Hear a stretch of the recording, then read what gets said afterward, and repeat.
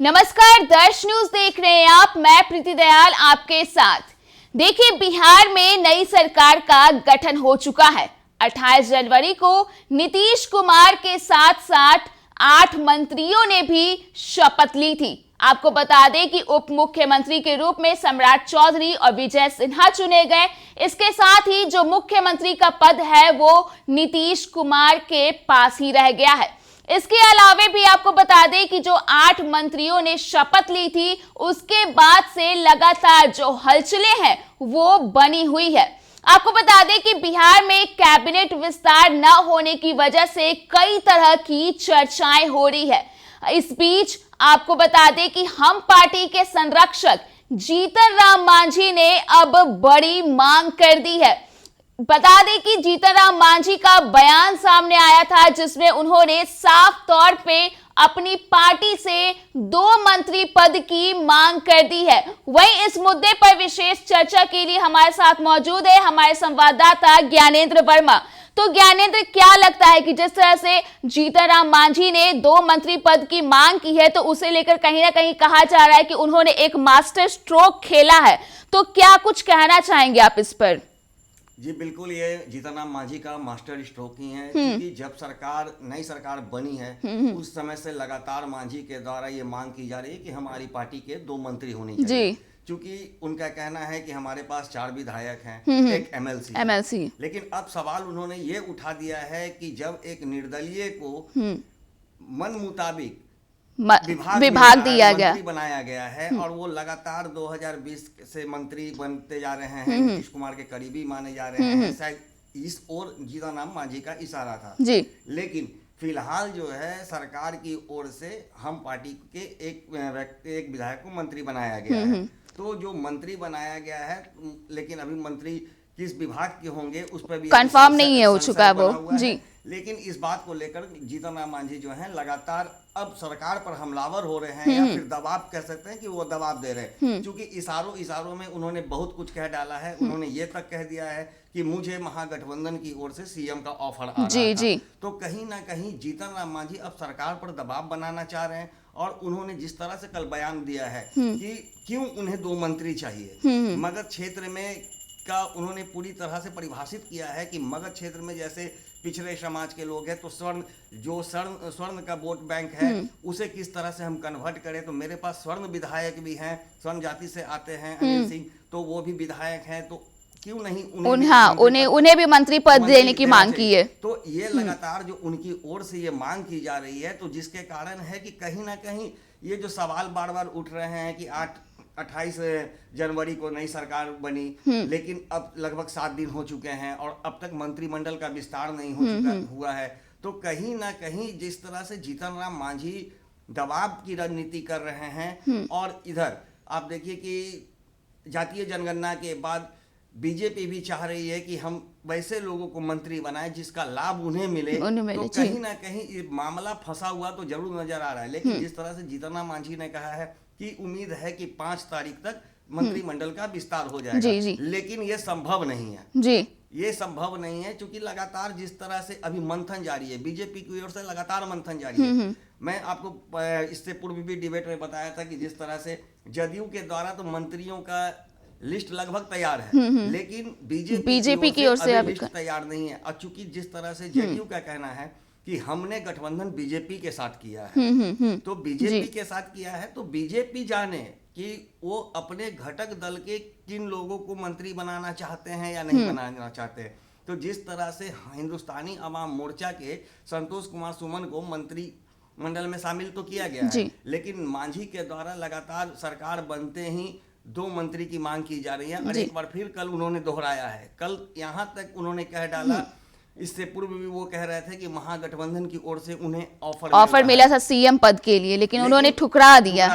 तो ये कहीं ना कहीं ये इशारा कर रही है कि जीतन राम मांझी जो है दबाव की अब रणनीति तैयार कर चुके हैं। लेकिन इधर एनडीए का अगर देखें पहला, तो कहीं से नहीं लगता है कि अगर जीतन राम मांझी दबाव की रणनीति अगर बनाना चाह रहे हैं तो वो सफल नहीं हो पाएंगे, क्योंकि अगर दबाव की रणनीति करेंगे तो बहुत ज्यादा हो सकता है कि वो दल बदल कर सकते हैं, पार्टी बदल।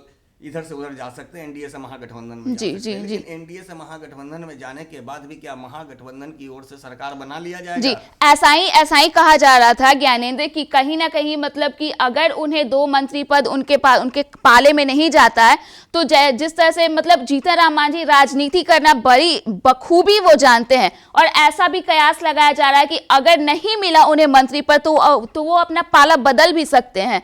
लगातार ऐसी खबरें सामने आ रही है।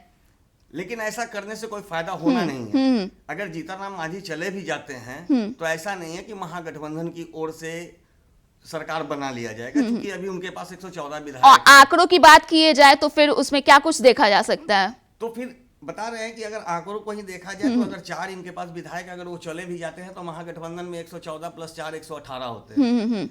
और अगर एनडीए की बात करें तो 128 से माइनस अगर 4 कर दे तो 124 फिर भी बहुमत में है। तो इसके लिए फिर महागठबंधन को और तोड़ फोड़ करने की तैयारी करनी चल रही होगी। शायद बीजेपी के कुछ लोग चले जाए, जदयू के कुछ लोग चले जाए, लेकिन ऐसा संभव नहीं लग रहा है। तो जीतन राम मांझी का ये दबाव जो है वो एनडीए के लिए कोई फर्क नहीं पड़ता है। एनडीए उनकी, मुझे नहीं लगता है कि एनडीए उनकी बातों पर सहमत होगी और 2 मंत्रिमंडल में 2 विधायकों को शामिल किया जा सकता है। तो दर्शकों, मैं आपको बता दूं कि हम पार्टी की ओर से संतोष सुमन मांझी ने फिलहाल तो मंत्री पद के रूप में शपथ ले ली है। हालांकि उन्हें एक पर्टिकुलर विभाग नहीं मिल पाया है। इस बीच जीतन राम मांझी ने एक और मंत्री पद की मांग कर दी है। इस बीच आपको यह भी जानकारी दे दें कि खबरें सामने आ रही है कि आज ही उप मुख्यमंत्री सम्राट चौधरी और विजय सिन्हा भी दिल्ली जाने वाले हैं। ऐसा कहा जा रहा है कि जो विभागों का बंटवारा किया जाएगा वो उस चीज को लेकर के आला कमान से बातचीत करेंगे। तो क्या लगता है ज्ञानेंद्र, क्या कुछ हो सकता है? देखिए, जिस तरह से आप बता रही हैं कि वो लोग दिल्ली जाएंगे और अमित शाह जेपी नड्डा मुलाकात करेंगे जी, इस पे चर्चा होगी। तो इस बारे में भी जीतन राम मांझी ने स्पष्ट कर दिया है कि मैं मंत्रिमंडल के लिए 2 मंत्रियों के लिए मैं आला कमान से, बीजेपी के आला कमान से, यानी कि सीधा रूप से उन्होंने नाम लेकर के ही कहा था कि अमित शाह से हमारी बात हुई है।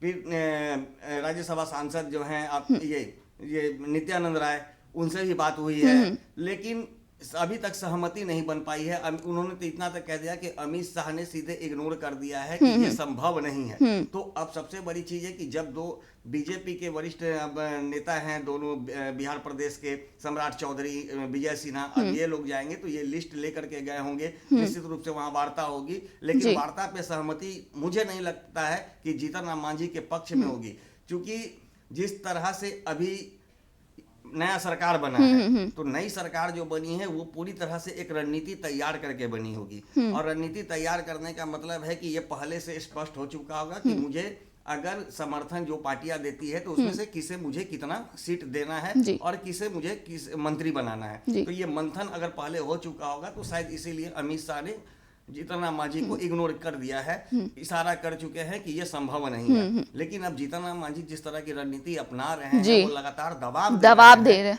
तो मुझे नहीं लगता है कि अब सम्राट चौधरी, विजय सिन्हा भी जाएंगे तो शायद ये बात को रखे, लेकिन लगता नहीं है कि अब उन्हें किसी और भी विधायक को मंत्री। क्या लगता है कि जेडीयू की तरफ से भी इस पे सवाल उठाए जाएंगे?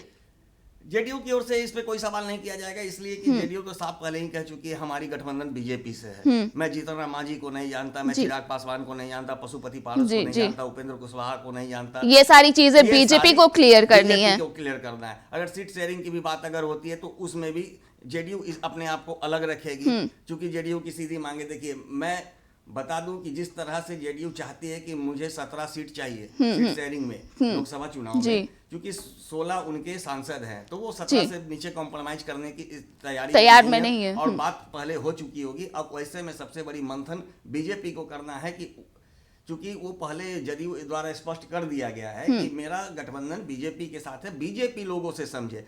अब मान लीजिए अगर 17 सीट अगर जेडीयू को एनडीए की ओर से मिलती है लोकसभा चुनाव में, तो फिर 17 सीट से कम बीजेपी भी नहीं लड़ेगी जी। ठीक है, तो 17 दूनी 34 हो गया, बाकी 6 सीट रह गई। तो 6 सीट में ही पशुपति पारस, चिराग पासवान, हिंदुस्तानी आवाम मोर्चा, उपेंद्र कुशवाहा, इन चारों के बीच में वितरित करना है। तो 6 सीट में कैसे क्या होगा? तो ऐसा लग रहा है कि जिस तरह से जो परिस्थितियां अभी फिलहाल बन रही है लोकसभा में, अभी लोकसभा चुनाव के पूर्व अभी खेला होना बाकी है, जो बार बार महागठबंधन की ओर से कही जा रही है बात, तो कहीं ना कहीं उन्हें भी अंदेशा है कि जिस तरह से सीट शेयरिंग पर जो बात हुई होगी उसमें अभी बहुत कुछ होना बाकी है, और लगातार महागठबंधन की ओर से इस बात को संकेत दिया जा रहा है कि अभी खेला बाकी है। जी, तो धन्यवाद ज्ञानेंद्र। तो दर्शकों, मैं आपको बता दूं कि मांझी के इस बयान को, मांझी के इस मांग को एक कहीं ना कहीं मास्टर स्ट्रोक कहा जा रहा है। आपको बता दें कि विभागों का बंटवारा न होने के कारण कई सारे काम भी अभी फिलहाल के लिए ठप पड़ गए हैं। हालांकि हर किसी की जो निगाहें हैं वो कैबिनेट विस्तार पर ही टिकी हुई है। आखिर आगे कौन से मंत्री बनेंगे, किन्हें कौन सा विभाग मिलेगा, उस चीज को लेकर के अब तक लगातार संशय बरकरार है। हालांकि दूसरी तरफ खबर यह भी है कि सम्राट चौधरी और विजय सिन्हा आज दिल्ली जाने वाले हैं। वहां पे वे अपने आला कमान से इस चीज को लेकर के, इस मुद्दे को लेकर के बातचीत करेंगे। फिलहाल क्या कुछ उस पे अपडेट आता है, उन सारी खबरों से हम आपको अपडेट करते रहेंगे। तब तक के लिए आप देखते रहिए दर्श न्यूज।